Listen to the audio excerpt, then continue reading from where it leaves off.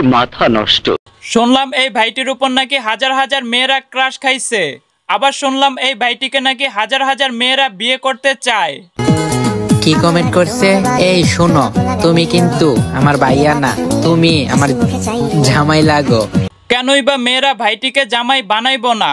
কারণ ভাইটি রূপবতী, গুণবতী, সুরবতী, আর এরকম ছেলেদেরকেই মেয়েরা জামাই বানায়।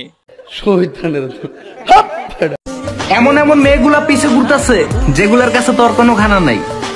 তাহলে আমার পিছনে ঘুরো কেন? আরে আপুমনি, আপনি বিষয়টা বোঝেন নাই। আপনার পিছনে হয় কেন ঘুরে? কারণ আপনিও তো ওর মতো একজন ছাপরি। মেয়েদেরকে বলছি, পরিবারের কত নাম্বার বউ হতে চাও? কমেন্ট করে যাও। বাইরে ভাই, ওর মুভমেন্ট এবং মেকআপ দেখা আমার যা মনে হইতেছে, ওই আসলে বেডা না, ওই হচ্ছে বেডা আক্তার বেডি।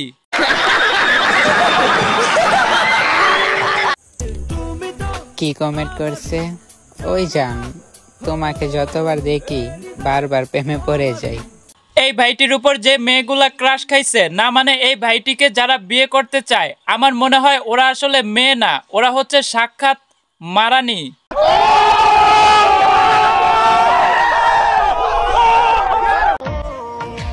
কি কমেন্ট করছে?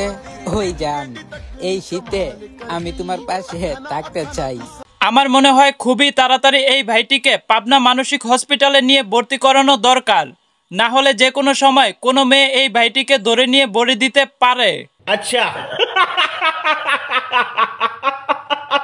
কেউ প্রপোজ করলে আজকে করতে পারো, কারণ ভাইটি আজকে সবজি কম খাইছে, সবার প্রপোজ অ্যাকসেপ্ট করব।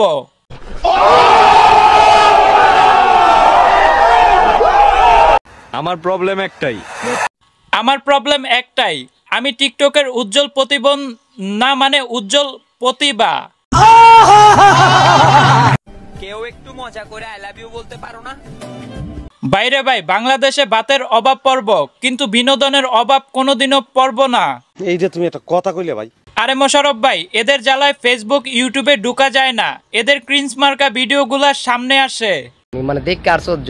যাই হোক গাইস, সবাই আমার ফেসবুক পেজটা ফলো করবেন, আর যারা ইউটিউব থেকে দেখতেছেন তারা অবশ্যই ইউটিউব চ্যানেলটা সাবস্ক্রাইব করে সাথেই থাকবেন। আল্লাহ হাফেজ।